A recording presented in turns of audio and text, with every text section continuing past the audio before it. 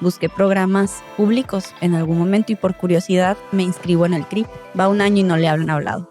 Hay veces que yo tengo mis crisis emocionales también, que a veces digo, es que todo lo que estamos haciendo no le va a funcionar. ¿Qué va a pasar cuando yo no esté? ¿Quién lo va a cuidar como yo? ¿Tú cómo iniciaste este proceso de duelo desde que porque ya vimos y nos sintetizaste, porque me imagino, todo la travesía, y me contaste otros detalles antes de empezar a grabar. Sí. Tremendo, tremendo, y qué admiración. Maternar es un reto, y maternar en esta situación lo es todavía más, es en esteroides, esa manera de eternidad. qué rifada. Pero ¿cómo sobrellevas este proceso desde cómo vives tu duelo desde que te enteras del diagnóstico y ves toda la chamba que se viene? Yo lloré mucho. Sí, la verdad, necesario, honestamente, yo lo lloré mucho y no me da vergüenza decirlo, lo lloré mucho. Y yo siento que fue un doble duelo para mí.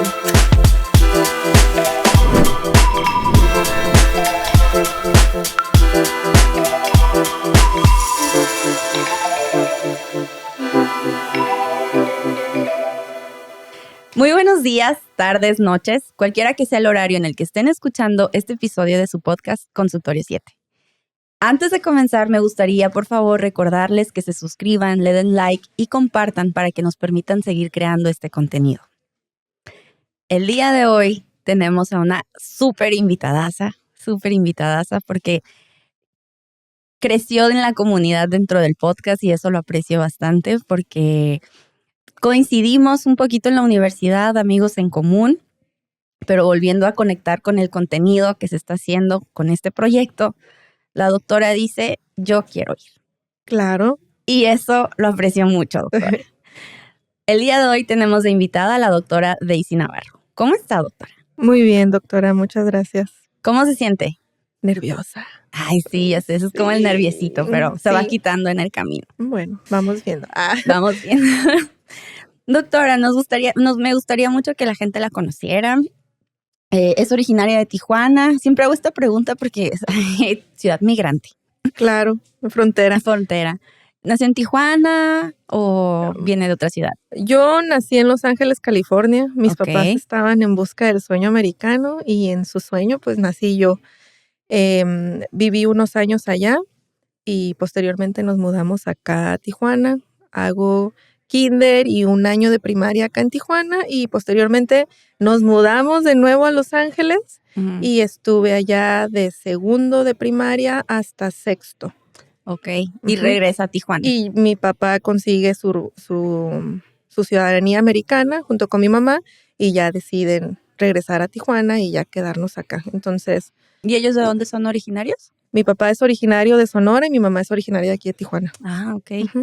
Ok, fronterizos entonces. Sí, fronterizos. Sí, esta vida de frontera mi papá siempre la llevó viviendo aquí, trabajando allá, cruzando todos los días. Eso es muy, muy fronterizo. Demasiado fronterizo. Sí.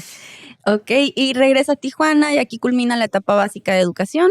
Sí, aquí termino secundaria y preparatoria. Tuve la oportunidad de verla en la preparatoria. Somos de Lázaro Cárdenas. Ay, Dios, qué vio. Sí, Jaguares. Y luego inicio mi universidad en Universidad Xochicalco, de ahí soy egresada. Ok. ¿Y cómo es que decide estudiar medicina? Es por mi mami. Por mi mamá. Sí, mi mamá era enfermera. Okay. Mi mamá era enfermera. Ella fue de la primera generación del Hospital General que conocemos ahorita, el que está ahí en Zona Río. Y pues a veces me llevaba de contrabando. Me decía, ay, no tengo dónde dejarte, vente, ¿no? Y ya me dejaba ahí encargada con la de administración y ahí tenía yo mis tías, que son amigas enfermeras de mi madre. Y ahí yo recuerdo que yo me enamoré del hospital. Yo decía, yo quiero trabajar aquí cuando esté grande.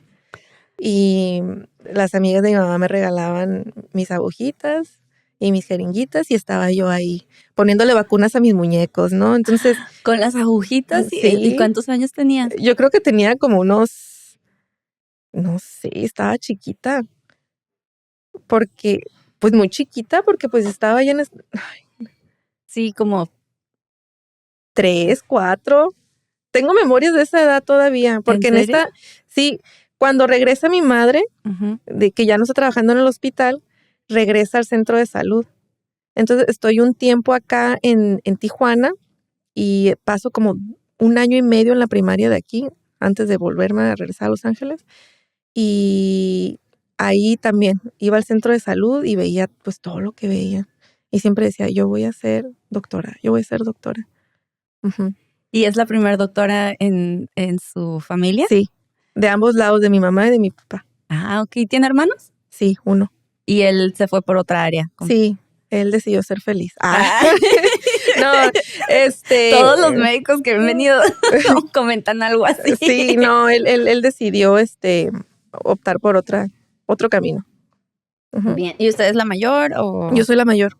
Sí, yeah. Mi hermano y yo le gano por 10 años. Ok. Uh-huh. Ah, ok. No, pues entonces él va empezando apenas como en el mundo laboral, ¿no? Sí. Ya, porque está joven, doctora. Sí. Estamos. Sí. ¿Y actualmente dónde realiza su práctica? Actualmente trabajo con mi esposo. Uh-huh. Él es dermatólogo y yo me encargo como de la parte de medicina general y aparte pues auxilio con los pacientes para elaboración de historias clínicas y pues le aprendo mucho también a él ahí.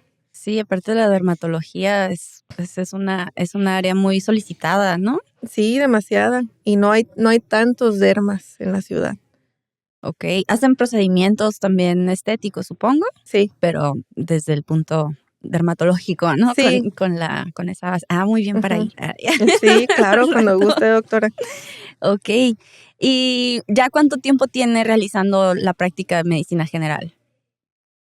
Yo creo que unos 4 años. Ok. Uh-huh. Ok.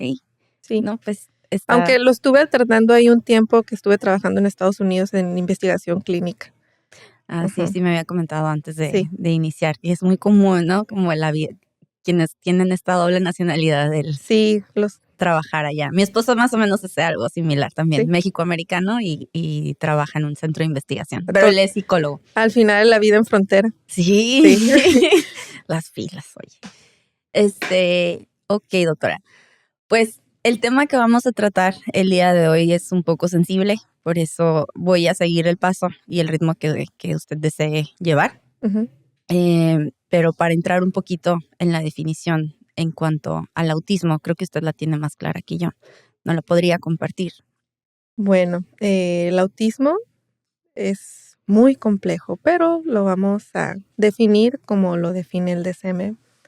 Dice que es un trastorno del neurodesarrollo donde hay dificultades de la comunicación social, conductas repetitivas y estereotipadas. Es un tema muy complejo, la verdad. ¿Entra en una neurodivergencia? Sí. Es una de las Uh-huh. neurodivergencias. Sí. Pero hay diferentes grados, ¿no? Claro. Se clasifica en 3 niveles, nivel 1, 2 y 3. Y esto nada más nos dice la cantidad de ayuda que la persona necesita. El nivel 1 es una persona que no necesita tanta ayuda. El nivel 2 necesita ayuda media y el nivel 3 es alguien que requiere muchísima ayuda, ya sea para su comunicación social o para estas conductas repetitivas. Ok. Y dentro de la etiología, por lo que las causas que estaba revisando, múltiples. Sí, no hay algo definido como tal, es multifactorial. Muchas. Pero la que más tiene resonancia ahorita es el factor genético. Y si puede preguntarle a cualquier papá, mamá de una persona autista, por ahí anda alguien divagado en la familia que nunca fue diagnosticado, pero ahí está, ¿no? Sí, porque la incidencia, ¿no? Estábamos hablando también de qué tan frecuente es este diagnóstico, por lo menos en Estados Unidos, 1 de cada 36. Sí, y en México. Sí, según la CDC, que es como el dato más concreto que tenemos ahorita, es 1 de cada 36 personas va a estar diagnosticada con trastorno del espectro autista. Y aquí en México hubo un estudio realizado por Autism Speak y la clínica CLIMA, que es Clínica Mexicana de Autismo, que dice que 1 de cada 115, cada 120 niños va a estar diagnosticado con autismo, con una prevalencia mayor en varones que en mujeres. Ya. Uh-huh. Y ahorita que menciona esto, que es más común en varones que en mujeres, una de las tantas causas que había visto que tenía por lo menos más difusión era el factor genético que lo determinaba el hombre. No sé qué tanto. Sí, sí, se cree que puede venir más de aquel lado. Ajá, así como Y el síndrome de Down más por la mujer, ¿no? sí, Ajá. exacto. Conozco familias donde los varones, sobrinos, los hermanos están dentro del espectro o tienen algún tipo de neurodivergencia, ya sea trastorno de déficit de atención o hiperactividad. Uh-huh. Está curioso, ¿no? Como de un tiempo para acá pareciera como que salen más casos, pero en realidad es que hay más información y entonces ya se pueden hacer los diagnósticos, ¿no? Sí, yo creo, el autismo siempre ha estado. Uh-huh. Que no se entendiera o no se diagnosticara es muy diferente, ¿no? E inclusive muchas de las personas, o sea, no están siendo diagnosticadas hasta ahorita ya mayores, cuando esta demanda social sobrepasa las capacidades de la persona, ¿no? Entonces, hay personas debutando con ansiedad, con depresión, y no saben por qué. Pues que porque todo este tiempo han estado enmascarando algo que no sabían que tenían. Entonces, ahí está a veces esta inflexibilidad para cambiar de rutinas o para cambiar hasta de zapatos, ¿no? Que no les permite a veces como tomar una decisión que para tal vez otras personas puede ser muy fácil, ¿no? Y eso genera estrés y genera ansiedad y es como una cadenita que ahí va poco a poquito haciéndose más larga. Ok. Uh-huh. Sí, oye, ahorita que mencionas eso, digo, ay, hay que revisar, hay que Sí, sí. revisar De a hecho, mi señor esposo, quemándolo. de hecho, ya ahora con el diagnóstico de mi hijo, como que mi esposo y yo nos ponemos a hablar de, oye, a mí desde chiquita siempre me han molestado. Yo me gustan mucho los perritos, pero yo, si hay un perro grande, yo siempre estoy así, porque me duelen mis oídos cuando los escucho ladrar. Y eso ha sido desde que yo soy muy pequeña. Me duelen. Estoy disfrutando los cohetes y estoy así también. Tengo que estarme tapando los oídos. ¿Por qué? No sé, pero nunca, no es que no lo tolere, de verdad me duele. Me duelen mucho mis oídos, soy muy sensible a algunas cosas. Entonces, mi esposo ahora lo ve.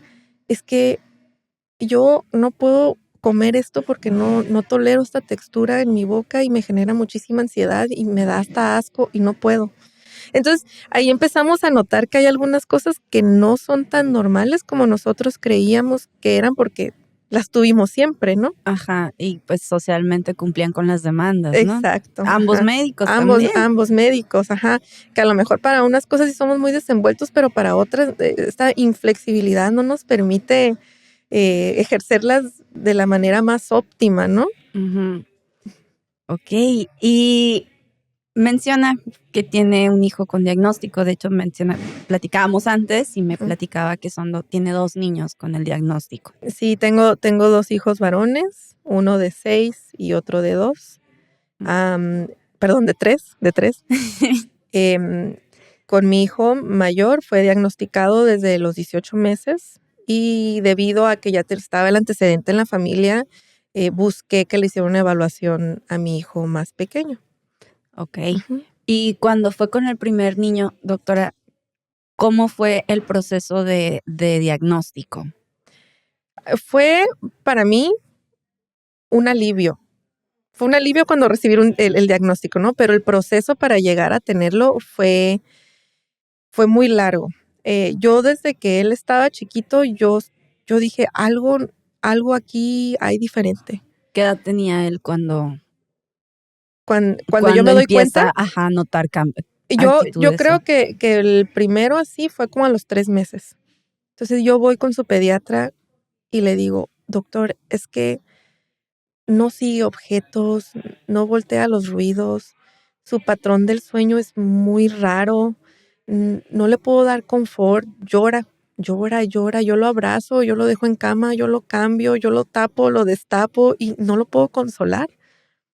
Y entonces empieza el doctor a revisarlo y me dice, ¿sabes qué? Llévalo a estos talleres de desarrollo infantil, ¿no? Entonces Uh-huh. voy con una doctora aquí en Tijuana y empieza a estudiarlo y me dice, pues sí, tiene algunas cositas, pero está muy pequeño y aparte fue prematuro. Él nació de 34 punto y cacho semanas, ¿no? Hay que darle chance porque acuérdate que todavía le falta para poder alcanzar esos hitos que tú ahorita estás demandando. Bueno, sí es cierto, ¿no? Acá, sí es cierto. Como que se me activó la mente de doctora y yo, sí es cierto. Entonces empezamos a llevarlo y era un sufrimiento para mi hijo, no paraba de llorar. Y yo decía, bueno, le está funcionando. Y me decía, es que tú deja de ser tan apegada porque lo que le estamos haciendo al niño está bien, él necesita esto para alcanzar las habilidades motoras, ¿no? Y luego ya empieza a crecer más y digo, bueno, ya llegó a esta edad y ya no ha alcanzado a los niños, ¿no? ¿Cuántos años tenía y cuántos meses? Tenía 1 año, ya cuando empecé a ver más cosas. Lo llevo al pediatra en Estados Unidos y me dicen, ay mamá, estás sobreexagerando, estás siendo muy demandante con tu hijo, déjalo. Y yo le dije, es que yo cuando fui pasante allá bien lejos, yo hacía muchas evaluaciones de desarrollo infantil. Mínimo hacía 2 diarias, mínimo, ¿no? Y teníamos una población bien grande. O sea, ¿En dónde hizo su servicio? Yo hice mi servicio en el Centro de Salud Emiliano Zapata en San Quintín. Ok. Trabajábamos con una comunidad triqui de Oaxaca. Okay. Muy lindos, estoy muy agradecida con ellos, me enseñaron demasiado. Y yo veía a los niños y pues alcanzaban todos sus hitos, ¿no? Yo decía, muy bien, ¿no? Y con muy pocas herramientas, doctora. Sí. Sí, o sea, a veces los papás ni siquiera podían estar presentes porque trabajaban en el campo todo el día. Entonces no había esta estimulación que uno con su tiempo libre sí tenía la capacidad de poder estar ahí, ¿no? Y yo, no, es que no me cuadra. Y yo bajaba de internet la evaluación de desarrollo infantil. A ver, vámonos, y por edad corregida, ¿no? Y no lo alcanzaba. Entonces, ya le digo a mi esposo, yo creo que es necesario que vayamos con un neurólogo pediatra. Entonces voy y me acerco con el neurólogo pediatra y le hace una evaluación muy sencilla, que es un cuestionario, que se llama MCHAT, y ya vemos que el riesgo para autismo sale muy alto. Entonces él, junto con su equipo de trabajo, que es una neuropsicóloga y genetista y todo, me dice, yo ya te estoy diciendo que el riesgo es alto, clínicamente se ve, pero la que va a hacer la clasificación y el estudio es la neuropsicóloga. Entonces voy con la neuropsicóloga y aquí en Tijuana también. Y bueno, tomó como 8 sesiones, muy caro. Afortunadamente tenemos esa capacidad nosotros monetariamente de poder pagar este tipo de evaluaciones, pero la realidad es que muchas personas no pueden. Yo estoy hablando desde mi privilegio, claro. Desde la situación privilegiada en la que mi esposo y yo estamos para poder darle las herramientas a nuestro hijo. Pero también me pongo a pensar, hay muchas familias que no lo tienen y se ponen en lista de espera, como usted lo decía, sí, doctora. Sí, porque revisé, platicando con otra compañera de trabajo que pasó por el mismo proceso, me dice, busqué programas públicos en algún momento y por curiosidad me inscribo en el CRIP. Va 1 año y no le hablan hablado. Y dice, y ella investigando, dice, si les llegan lo llegan a hablar, si le llegan a hablar, van a hacer terapias de que uno cada mes, cada 2 meses, o sea, muy retirado. Exacto, o sea, servicios públicos para diagnosticar y dar terapia, yo creo que nada más son 2. El CRID y el Hospital Infantil de las Californias. De ahí en fuera todo es por privado. Y ve a sacar todo el dinero. Y la realidad es que los niños necesitan terapias y son terapias de a diario, ¿sí? Y si estamos hablando que 1 de cada 115, o sea, es considerable el número, ¿no? Claro, sí. Bueno, entonces hacen el diagnóstico de mi hijo después de como de 8 sesiones y me dicen, estas son las indicaciones para tu hijo, tiene que hacer terapia ABA y terapia de lenguaje y le va a ir muy bien. Entonces digo, ¿dónde le voy a dar las terapias ABA? Aquí conmigo. Y entonces dije, pues yo voy a ir a ver, ¿no? Y el caso es que en la hora que el niño estaba ahí, yo a veces me decía que pasara, a veces me decía que no pasara, pero las veces que pasé, el niño era libre de correr y hacer lo que él quisiera, o sea, no había una estructura. Ok. Y me decía, es que es una terapia basada en juego. Pero o sea, pero dirigida a qué, o sea, que vamos a trabajar, ¿no? Ay, mente de doctora. No, pues sí, o sea, yo decía, a ver, o sea, sí, qué bueno que mi niño esté jugando, me da mucho gusto y esté eligiendo lo que a él le gusta, pero ¿qué estamos trabajando? ¿Qué estamos buscando? O sea, ¿a dónde vamos a llegar? Entonces, yo le digo a mi esposo, yo creo que esto no es terapia ABA. Y ya me pongo a leer qué es la terapia ABA y digo, ¿dónde? ¿Quién da terapia ABA? ¿Quién verdaderamente está certificado y tiene el conocimiento para hacerlo? Y entonces es aquí cuando entramos en esta travesía de buscar las posibilidades de dar la atención en Estados Unidos, ¿sí? Te contaba antes de empezar que pues mi hijo tiene otras comorbilidades, ¿no? Entonces eso nos hizo que buscar atención médica en Estados Unidos porque aquí no le daban ninguna posibilidad cuando yo estaba embarazada. Se refiere a otras comorbilidades. Otras enfermedades. Ajá, él venía con unas enfermedades, con una enfermedad en su riñón que no lo hacían compatible con la vida aquí en México y tuvimos que buscar atención médica en Estados Unidos para cambiar ese pronóstico, ¿no? Y afortunadamente se dio y por eso el niño nació allá. Yo nunca, ni vivir ni atenderme allá. Eso era lo que mi esposo y yo platicábamos cuando yo le decía, oye, pues yo te puedo emigrar, ¿no? Porque yo nací allá. Me decía, no, ¿para qué? Sí. Aquí estamos bien, aquí tenemos nuestra casa, aquí tenemos nuestro trabajo, aquí tenemos nuestras profesiones, o sea, ¿no? Y sí, así lo dejamos, ¿no? Y no fue hasta que mi hijo fue diagnosticado que dije, si el niño puede, que lo atiendan allá, vamos a buscar vamos a hacer lo posible, ¿no? No sé cómo, pero vamos a hacer lo posible.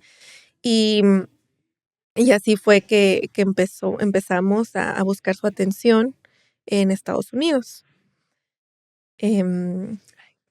Sí, llegan a Estados Unidos, empieza su atención y empiezan las terapias. ¿Para esto qué edad tenía él? Mi hijo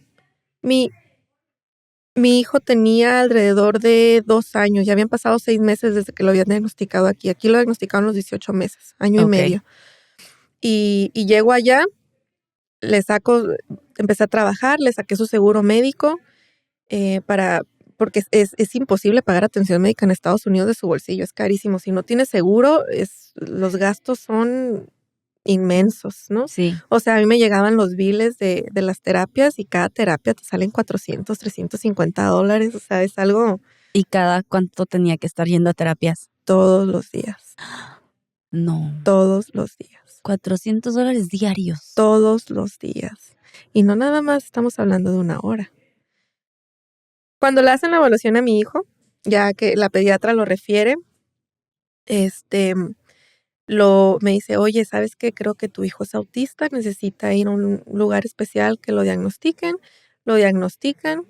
Empiezo yo a buscar dónde vivir, porque yo ya sabía que él iba a iniciar terapia, ¿no? Encuentro un estudio cruzando aquí el charco en San Isidro y le pido a mi mamá apoyo. Oye, mamá, pues yo tengo que trabajar para seguir con el seguro del niño. No puedo darme el lujo de perder el seguro. Uh-huh. Y yo necesito que alguien esté en casa para que le esté echando un ojito mientras el niño está en terapia. Hicieron su evaluación y le recomiendan 30 horas a la semana. 30 por 400. Ajá, 30 por 400. Afortunadamente tenía un seguro que me pagaba casi todo y yo nada más hacía como un copago de $15 por terapia. Súper. Esos $15 se van acumulando. Sí. Y aparte, no nada más eran las terapias. Por su problema renal, lo veía en nefrología, cardiología, toma medicamentos, estudios. Entonces, los copagos empezaron a acumular. Y yo estaba como con esta idea peleada de pedir el seguro medical porque yo tenía en mi mente pensado emigrar a mi esposo y tú sabes que estos son programas federales. Uh-huh. Y sí, afectan el proceso de migración. Exactamente, entonces siempre quise como yo lo pago. Llega pandemia. Híjole, si el niño, pues ya no hay manera de darle terapias. Me dice, van a hacer en línea. Entonces ahora yo tengo que modificar mi horario de trabajo, afortunadamente, y estoy muy agradecida. Ella es doctora aquí en México, trabaja allá donde estaba yo trabajando. Entiende mi situación y es muy flexible conmigo. Me dice, ¿qué horarios necesitas? ¿Cuándo puedes trabajar? Entonces empiezo a ajustar mi vida en base a terapias y trabajo, terapias y trabajo. Entonces en este proceso yo aprendo mucho de la terapia ABA. Y es que no basta con lo que le den al niño. Los papás tenemos que aprender. Sí. Para poder llevar a cabo en la vida, en el día a día, varias de las estrategias que utilizas para ayudar a tu hijo. ¿La terapia qué es? Se llama ABA y es Applied Behavior Analysis. Entonces, lo que hacen es estudiar el comportamiento del niño y tratar de buscar medios para alcanzar metas, ¿no? O sea, supongamos, si yo quiero, y es algo que acabamos de pasar, mi hijo no le gustan las bocinas. Tiene pánico a las bocinas. Eso nos impide ir a fiestas. No podemos ir a fiestas, no podemos ir a... Por el ruido. Por las bocinas. Él puede tolerar muy bien el ruido. Podemos ir a un restaurante y hay ruido, lo tolera, pero si ve una bocina, no. No, ya me quiero ir, no. Él es no hablante. Empieza a hacerme señas. All done. Ya terminé, ya me quiero ir de aquí. Me dice, casa. Y empieza y detona crisis. Entonces, en la terapia, lo que hacemos es ir desensibilizando poco a poco. Entonces, ¿cuál es tu actividad preferida en este momento? Pues a lo mejor mi hijo quiere jugar con el señor cara de papa. Vamos a jugar con el señor cara de papa y eso a él lo hace muy feliz en ese momento porque estamos jugando algo que le agrada al 100% y vamos a tener una bocina allá, chiquitita. Entonces es como que, ya la veo, pero no la voy a prender, allá está nada más. Entonces es ir desensibilizando poco a poco. Y todos estos, hay veces que yo tengo mis crisis emocionales también, que a veces digo, es que todo lo que estamos haciendo no le va a funcionar, ¿qué va a pasar cuando yo no esté? ¿Quién lo va a cuidar como yo? Y hace poco toma su tableta de comunicación y nos dice, I want baseball, quiero béisbol. Y yo, caray. Pero si ya hemos intentado llevarte varias veces al béisbol y detona crisis porque ve las bocinas, ¿no? Pues todo eso repetitivo que hemos hecho a través de los años, de tener una bocina ya, de irla acercando poco a poco mientras él está haciendo una actividad preferida, ¿qué cree? ¿Qué? Pudimos ir al juego de béisbol. Y veía las bocinas y decía, bueno, pues, pero estoy en el béisbol. Pero estoy en el béisbol, ¿no? ¿Por qué? Porque yo quería ver el béisbol y está bien que esté la bocina. Requiere muchísima paciencia. Demasiada. Yo creo que en este proceso de diagnóstico, aparte del camino largo que es llegar a un diagnóstico, el acompañamiento con tu hijo es bien importante. Porque de nada te sirve dar terapia si tú no puedes aprender. Y la aceptación va desde casa. Uno tiene que estar en paz y aceptar el diagnóstico de su hijo para poder enseñarlo al mundo. Para que las otras personas que a lo mejor no están viviendo las mismas circunstancias que tú, empiecen a aceptar y entender. Porque si no está eso en casa. Y me ha tocado muchas veces ver, doctora, me da mucha tristeza. Yo tengo como un imán que siempre me toca coincidir con papás que tienen niños neurodivergentes y yo me pongo ahí, bla, bla, bla, a platicar. Entonces, hay veces cuando estamos en un lugar de juego, mi hijo pues es bien rudo, ¿no? Va y corre y empieza a gritar y es su forma de manifestar que él está contento, él grita. Está ansioso, grita. Nosotros ya adquirimos la habilidad de entender qué tipo de grito es, si es por ansiedad, por felicidad, por enojo. Ajá. Entonces, a veces que se le quedan viendo, ¿no? Y ya les digo a los papás, ¿tiene alguna pregunta? No, es que... Y ya me dicen, ¿es autista? Y yo, sí, es autista. Ay, es que mire, yo tengo este hijo. Y ya empiezan y los escucho. Y están en un proceso de duelo. No, un papá inclusive me llegó a decir, es que yo me voy a separar de su mamá porque yo no puedo vivir con esa situación. Yo no sé qué hacer, no sé cómo acercarme, no siento ganas de acercarme. ¿Tú cómo iniciaste este proceso de duelo desde que o sea, porque ya vimos y nos sintetizaste, porque me imagino, o sea, todo la travesía y me contaste otros detalles antes de empezar a grabar. Sí. Tremendo, tremendo y qué admiración. Maternar es un reto y maternar en esta situación lo es todavía más, es en esteroides, esa maternidad. Qué rifada, pero ¿cómo sobrellevas este proceso o sea, desde cómo vives tu duelo desde que te enteras del diagnóstico y ves toda la chamba que se viene? Yo lloré mucho. Sí, Deli, sí, la verdad. necesario Honestamente, aquí yo lo también. lloré mucho y no me da vergüenza decirlo, lo lloré mucho. Y yo siento que fue un doble duelo para mí.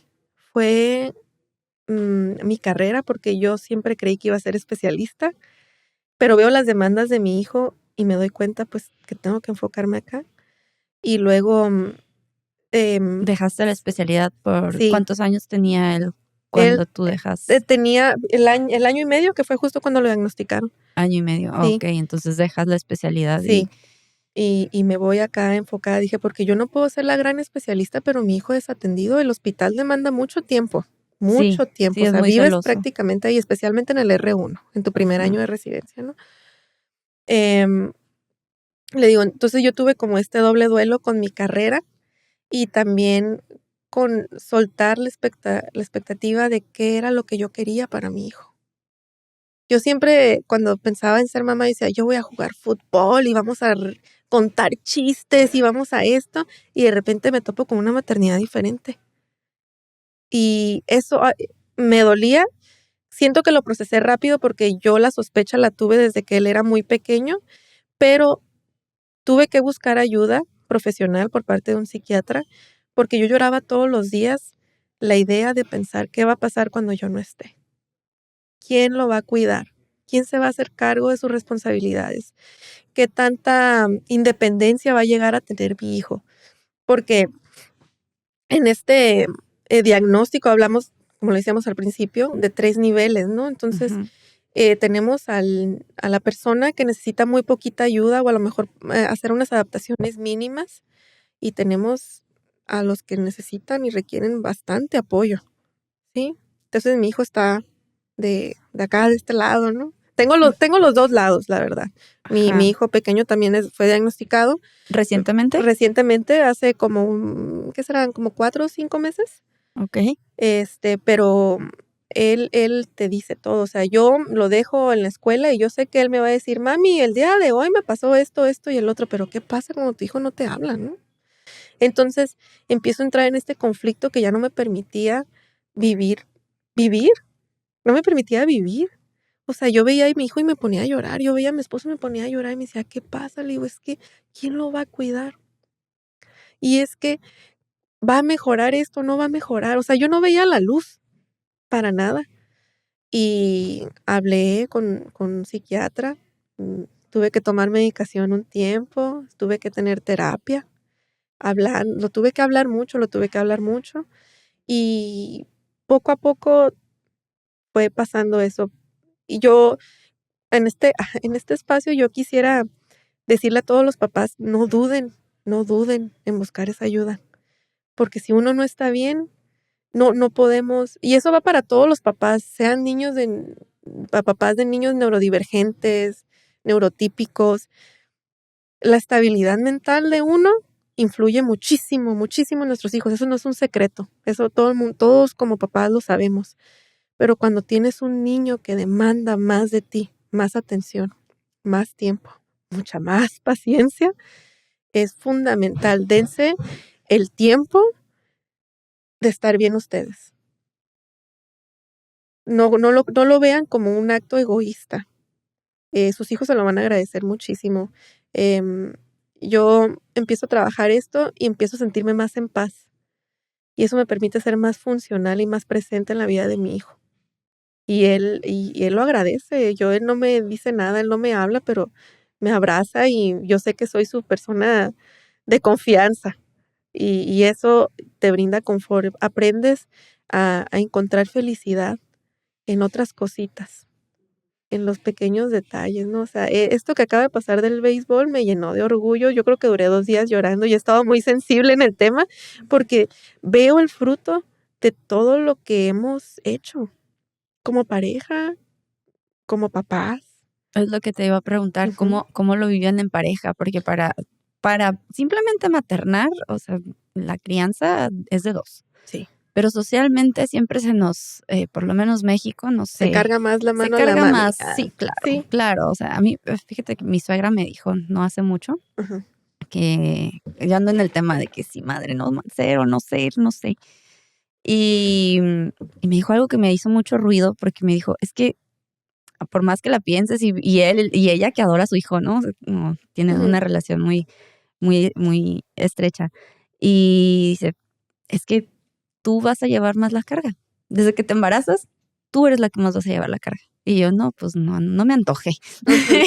Fíjate que al principio sí teníamos muchos roces, porque estaba esta parte, de mi duelo profesional que yo no había manejado todavía, en el que decía: "Es que tú sí hiciste esto, es que tú eres el derma, es que tú puedes ir a tu consulta y de hacer lo que a ti te gusta, y yo no puedo hacer mi especialidad, yo tengo que quedarme". Entonces, sí era como que ese roce continuo, pero yo no creo que haya nadie en la vida que pudiera aguantar todo lo que hemos hecho juntos, que se haya puesto así el saco y estar ahí, pues, con uno. Y siempre le digo, no hay otra persona con lo que hubiera vivido esto, como lo vivo contigo. Y si tú y yo no estamos juntos en un futuro, que espero que no sea así, yo siempre voy a estar muy consciente de que tú estuviste aquí. Sí. Sí, pues es que, ¿ya cuánto tiempo tienen juntos? Juntos tenemos como 11 años, casados tenemos 9 años. Ok. Ujú. No, pues es que sí les tocó semejante reto, Sí, pero pues pero no somos los únicos papás. es, Hay muchos papás así. Eso ¿conoces aquí asociaciones o? sí, sí, sí. Para cualquier papá que tenga una duda, existen páginas de Facebook que se llaman Autismo Tijuana, Special Mommies, Daddies Tijuana, San Diego. Ahí hay folders de escuelas especiales para niños con retos, ya sea trastorno del espectro autista, síndrome de Down, discapacidad cognitiva, parálisis cerebral, y te viene desglosado como em, escuelas públicas y privadas, ¿no? También te dicen, hasta te dan recomendaciones. Esta escuela es inclusiva, pero no está preparada, porque una cosa es ser inclusivo y otra Ajá, cosa es estar estar preparado. preparado. Y lo viví con mi hijo, lo intenté escolarizar 3 veces aquí en Tijuana. ¿En serio? Sí, ¿Y qué 3 pasó? veces. Pues no se dio, no se dio. En una de esas escuelas, sí me acuerdo que me dijeron: "Señora, es que usted tiene que estar aquí todo el tiempo". Y yo pero yo quiero que él se integre y que, pues, Sin mi aprenda esta figura, ajá. socialización, ¿no? Y empiece como esto de escuela. Y me dicen: "Bueno, pues, al menos los primeros días, quédese aquí". Entonces, yo me empiezo a quedar y veo que la escuela efectivamente es inclusiva porque te los aceptan con un diagnóstico, pero no los integran, no saben cómo integrarlos. Entonces, en el saloncito de mi niño había 3 niños, incluido él, que los dejan acá, rezagados. Ah, no. Y me quedo yo así, si yo nada más porque mi hijo tenía este problema conductual en el que empezaba a llorar y entraba en crisis y yo no estaba, si eso no hubiera pasado, tal vez él se hubiera quedado y yo no me doy cuenta, que creo que es lo que pasaba con los otros papás, ¿no? Que a lo mejor sus niños se podían quedar fácilmente y no Ajá. lograban ver lo que estaba pasando. Pero tú sí te fuiste a quedar. Yo sí me fui a quedar ahí, yo Eso. sí me fui a quedar ahí. Y yo dije: "¿Dónde está la inclusión aquí? Inclusión no es que yo te acepte te firme y La te diga: "Yo firma, te lo ajá. acepto, sí, aquí tráemelo", y eso es una guardería. Ajá. O sea, el chiste de inclusión es, ¿Y trata. cómo vives esta inclusión en la sociedad? Híjole, ese es otro tema. Este, mm, nosotros, hasta mi esposo y yo tenemos una lista de restaurantes, sí, estos sí y estos no. ¿A poco? Sí, pero, o sea, estoy dando un ejemplo muy vago, ¿no? Ajá. Yo creo que como sociedad nos hace falta muchísimo, muchísimo. Em, todas estas, todos cuando no estamos familiarizados en persona, en vivirlo, en pasar tiempo con alguien en el espectro, no logramos dimensionar y creemos lo que vemos en la tele, ¿sí? Ay, es que son bien inteligentes. Sí. Ay, pero es que son bien así. ¿Por qué? Porque la televisión nos ha enseñado que las personas autistas se tienen que ver así, pero no. Las personas, o sea, es un espectro. A mí me gusta cuando me dicen, pero ¿qué es? O cómo, yo lo veo como un círculo. Y cada círculo, o sea, hacerlo como en rebanaditas de pastel y cada rebanada es algo. Habilidades sociales, lenguaje, ya sea el entender y expresar, conductas repetitivas, lo sensorial, así, ¿no? Uh-huh. Entonces, uno puede estar muy elevado y otra cosa puede estar muy baja. Así lo veo. O sea, puede tener muchísimas habilidades para una cosa, pero nulas para otras. Uh-huh. Entonces, cuando me dicen, ay, pero es que tú ten fe, y yo sí la tengo, pero a veces su concepto de autismo está medio diferente. Los invito a mi casa, vénganse, pasen un día con nosotros, ¿no? Y luego todas estas, comorbilidades que están casi agarradas de la mano del autismo, ¿no? Muchas de las personas autistas vienen o tienen déficit de atención, o tienen hiperactividad, o tienen problemas para el procesamiento sensorial, o tienen trastornos del sueño bien severos. O sea, son muchas cosas que van de la mano de autismo a veces que no se estudian, que nada más es como que, bueno, sí, mira, tu hijo es esto y ya, punto. Y lo demás, uh-huh, ¿cómo lo trabajamos? Y para esta situación de déficit de atención, en temas conductuales, ¿le están dando medicamento a tu niño? No, me he rehusado, Ajá. Es la segunda mamá con la que platico que tiene un hijo autista Ajá. y dicen que prefieren no, dejarlo hasta el final. Sí, mi hijo tiene una hiperactividad. Yo quisiera tener su nivel de energía. Su cuerpo quiere estar sentado, pero su mente no le permite. Necesita como moverse de aquí para allá, ¿no? Y a veces eso es un reto para el momento de ir a la escuela, ¿sí? Porque si un niño no está poniendo atención, no puede aprender. Afortunadamente, en Estados Unidos la educación es un poquito diferente. Entonces sí tienen su programa individualizado educativo, que lo que hacen es hacer estrategias Uh-huh. para que el niño pueda llegar a aprender, y medicarlo es una opción, nunca una demanda por parte de la escuela. Como muchas escuelas aquí en México, sí te Okay. piden que los niños casi pues estén medicados porque tienen que dar 10 minutos sentados mínimo.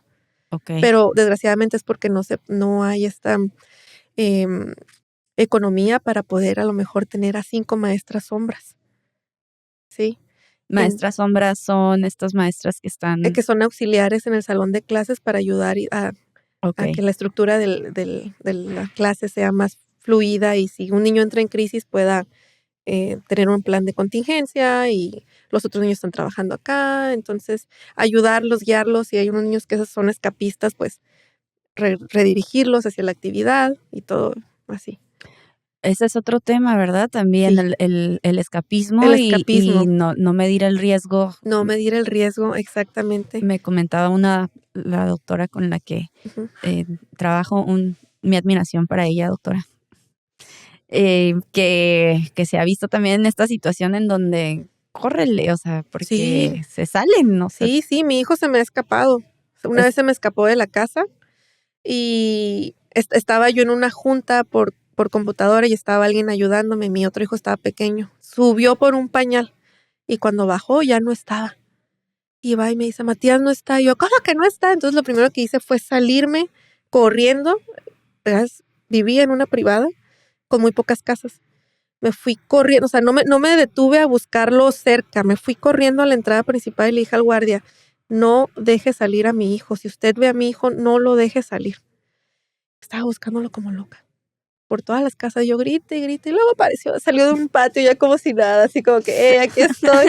Pero sí, o sea, he conocido mamás que ponen, hay unos de AirTag. AirTags. Ajá. Ponen AirTags, los esconden en la ropa, los ponen como collarcito, como pulseras. Ese es un buen tip. Ese es muy buen tip para todas las mamás autistas que me escuchan. AirTags, búsquenlos. Sí, buen tip.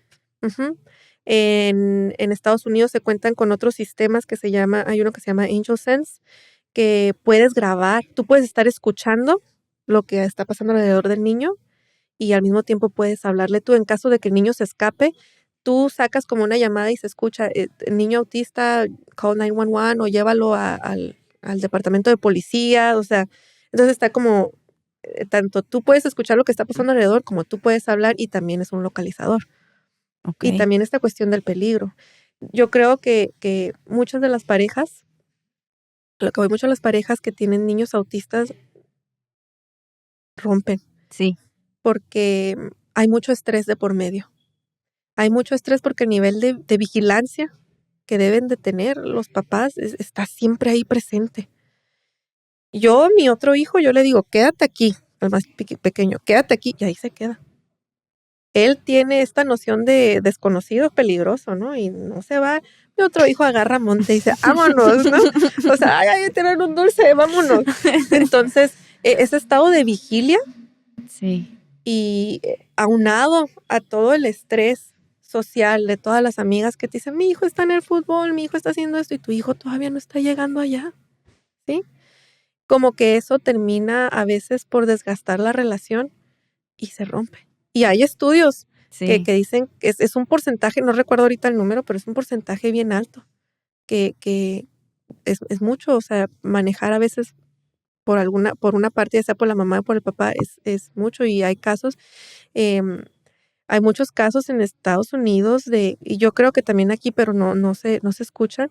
Hay mucho maltrato a estos niños, ¿sí? Y hay adultos también, porque hay que recordar, los niños crecen a ser adultos autistas y no se les da la visibilidad que debería de haber. Siempre estamos como pensando es que el niño autista, ese niño autista va a ser un adulto autista. Sí, hay adultos autistas en este momento. En este momento hay muchos que están presentando muchas dificultades, que quieren trabajar y no hay nadie que los contrate. En esa parte cuando me preguntas de lo social, hace falta muchísima educación, muchísima empatía, o sea, estar aquí, yo en este momento, estar aquí, poder compartir mi experiencia desde mi perspectiva, es un regalo. Porque todo lo que yo pueda aportar de manera positiva para la comunidad autista y para sus papás o sus cuidadores, porque no siempre son los papás, para mí es algo muy bonito. Es algo muy bonito y hay grupos de apoyo, acérquense, busquen, o sea, de verdad, ustedes ponen en Facebook Autismo Tijuana, busquen grupos de apoyos para padres. Necesitan saber que hay otros papás como ustedes que están pasando por lo mismo y que los van a entender y que les van a dar tips. Déjense ayudar, ábranse a la posibilidad. Podemos anclarlos, después me pasas claro. Para ponerlo en la descripción del video y que revisen de fuentes fidedignas de alguien que tiene la experiencia, porque otro punto que también me comentaron y que yo no tenía noción es que se puede volver una mafia esto.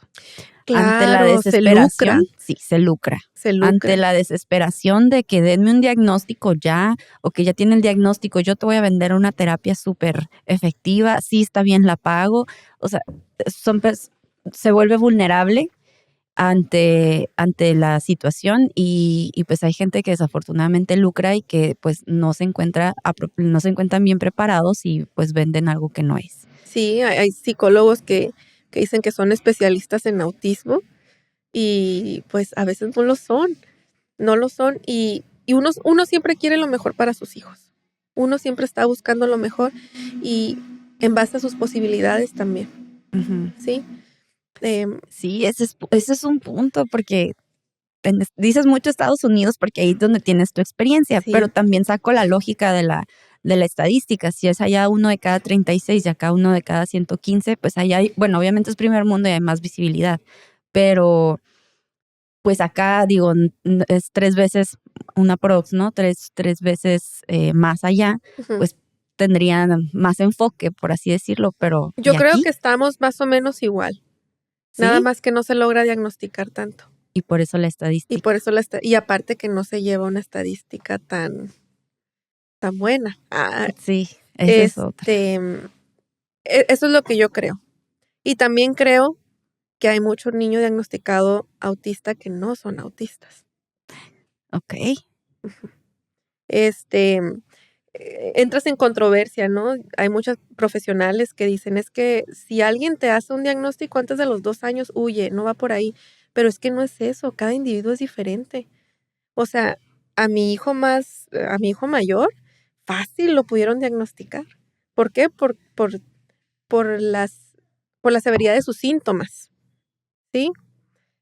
Y los signos que tenía, fue fácil diagnosticarlo. En cambio, a lo mejor a otro niño que te lo diagnostican, que a lo mejor no es tan obvio, no pueden hacerlo hasta más grande. O a veces sí los diagnostican, o sea, depende de la severidad del pacientito, ¿no? Pero sí, yo creo que hay veces niños que diagnostican que no están. Entonces, siempre que tengan un diagnóstico, si existe la posibilidad y queda la duda, que tú dices, es que sí cumple con unas cosas, pero con otras no, a lo mejor una segunda opinión siempre es buena. Y también acercarse a los padres, así como usted dice, o sea, poner la liga y ver las recomendaciones de los papás que ya han tenido que pasar por ahí. Sí, creo que eso es lo más valioso, ¿no? Eso es lo más valioso, la experiencia que nos pueda proporcionar. Sí. Y eso es lo que yo le agradezco. Le agradezco bastante que se haya dicho, yo quiero hablar de esto, porque es bien necesario, es súper necesario. Sí. Cada vez lo veo más, no sé si porque el entorno así lo va demandando, ¿no? Como pues cada vez conozco más mujeres que son madres y que sale el tema y es como, ok. Y también quisiera dar un mensaje para los pediatras. Sean más pacientes. Yo sé que a veces es difícil en consulta, pero cada niño tiene su tiempo y hay veces que requieren un poquito más de paciencia, ¿no? Yo creo que ya en nosotros como médicos y habiendo tantos casos de autismo, ya es necesario que nos instruyamos. Sí. Y para que nuestra práctica médica sea más satisfactoria con ellos y que todos estemos en la misma sintonía, porque me ha tocado ver muchos profesionales de la salud, especialistas, que me dicen, pues ya no se deja revisar, ni modo. Y yo, ¿cómo que ni modo? Dile más tiempo, no tengo tiempo. Es que no, pues, a ver, dile que abra la boca. Ay, no, ya no abrió la boca.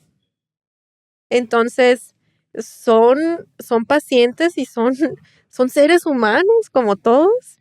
Nada más requieren un poquito más de tiempo y un poquito más de paciencia. Instruirnos más en el tema, especialmente si somos médicos, nos corresponde. Sí. Nos corresponde. Es una obligación. Es una obligación. Ay, doctora, pues qué admirable todo. Admirable todos los papás y mamás que están pasando por esto, porque la verdad, espero no ser funada en la internet.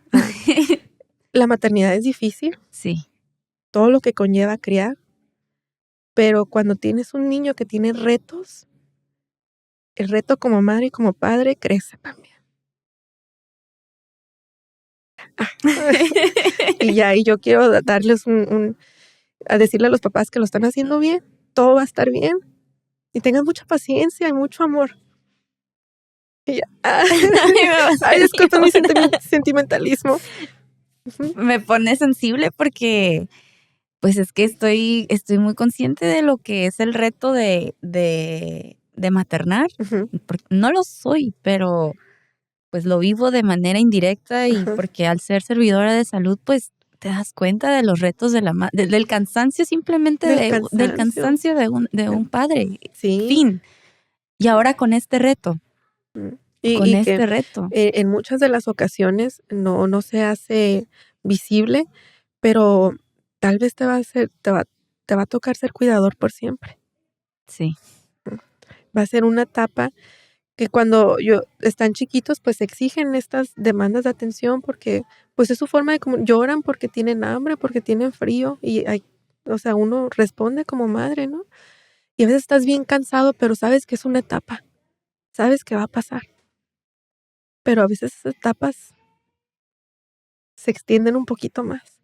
Sí. Entonces, para mí, cualquiera que sea madre, padre es completamente admirable. Y yo le quiero dar como un reconocimiento especial a todos los papás que tienen chicos, sí, lo están haciendo bien. Pues es que mírese, qué ejemplo, lo Sí. está haciendo muy bien. No tengo palabras para agradecerle el comunicarse y decir, quiero hacer esto, quiero darle voz a un tema que vive entre nosotros, pero que pareciera que se vive a puerta cerrada, porque tan es así que hay pues poca divulgación de cuáles son los lugares, a qué centros públicos acudir. Sí, existen casas hogares específicamente de personas con diferentes tipos de discapacidades, de todas las edades, en calidad de abandono. Si ustedes pudieran acercarse, donar lo que tengan, para ellos va a significar mucho, inclusive el tiempo de ustedes. Llegar y acercarse, simplemente ellos aprecian mucho que alguien de fuera pueda ir y sentarse con ellos, a escucharlos, a platicar, a simplemente, tal vez nada más estar ahí a un lado de ellos, porque anhelan tener ese amor. Háganlo. Sí, pues estamos por concluir, doctora. No sé si desea agregar algo más en relación al tema o algo que haya omitido preguntarle, pero... No, yo creo que lo único que pudiera decir es que si ustedes conocen un papá que está en crisis, sean un apoyo, traten de formar parte de esa red de apoyo, así sea decirles, ve al baño a gusto, vete a bañar a gusto, yo lo voy a ver aquí, aunque sea que esté haciendo nada, yo lo voy a ver. Sean esa persona que puedan brindarle algo positivo a esa familia que en ese momento lo necesita. Eso es lo que puedo decir. Muchísimas gracias, doctora. De nada, a usted. Muchísimas gracias. Ya le hablaba de tú, de usted. Ya sé, ¿no? Ya de todos. Hay confianza. Sí. Le agradezco bastante. Creo que este tema va a dejar pues varios temas al aire, y que es muy común que siempre los cierre así mis entrevistas diciendo que tenemos que hacer una segunda vuelta, pero que sí tenemos que hacer una segunda vuelta tal vez con temas más puntuales, y que también la audiencia nos comente cuáles son los retos a los que se ha enfrentado y que tal vez usted con su experiencia pueda aportar, y lo apreciaría bastante. Claro. Le haré llegar dudas si es que surgen de parte de la comunidad. Con mucho gusto. Todo lo que yo pueda aportar para la comunidad, yo soy feliz de poder hacerlo. Excelente. Pues hay un dicho que me gusta mucho: It takes a village to raise a child. Se necesita una comunidad para cuidar a un niño. Sí. Entonces, pero pues no nada más se tratan de niños, sino también de adultos y las siguientes generaciones. La estadística está alta, entonces ¿cómo nos vamos a evolucionar como sociedad para podernos enfrentar también a estos nuevos retos, ¿no? Así es. Pues muchísimas gracias. Muchas gracias a ustedes. Gracias. Con paciencia y amor, todo se puede. No hay duda de eso. Muchísimas gracias. Es todo por hoy. Nos vemos en el siguiente episodio.